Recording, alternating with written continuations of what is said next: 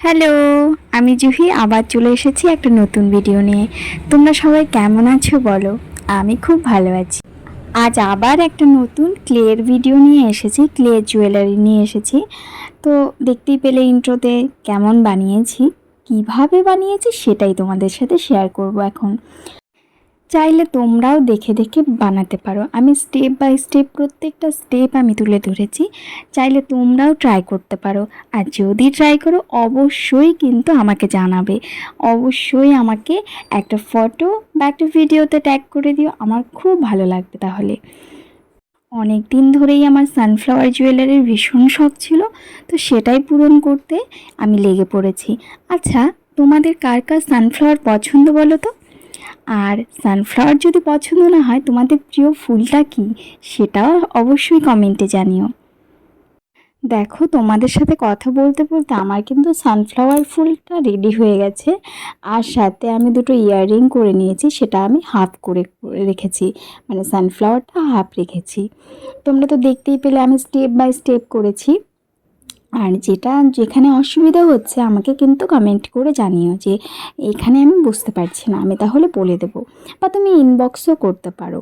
তো আমি এখন খুব সুন্দর করে কালার করে নেব। আর কালার করে নেওয়ার পরে দেখো, এখন কিন্তু সত্যিই মনে হচ্ছে যে না, এটা সানফ্লাওয়ার, তাই তো। এখন আমি এটাতে টার্সেল লাগিয়ে নেব। আমি এখানে টার্সেলটা একটু বেনুনি করে নেব, যাতে একটু দেখতে ভালো লাগে। আর পেছনে আমি এটা আঠা দিয়ে সিকিওর করে নেব। আমি এখানে পেছনে একটা কাগজ দিয়ে সিকিওর করেছি আবার। তারপর আমি এই কটন বলগুলো ঢুকিয়ে নিলাম। আর দেখো, আমার মালা কমপ্লিট, আমার মালা পুরো রেডি। আর গলায় পরেও নিলাম। পরে কেমন লাগছে সেটা জানিও।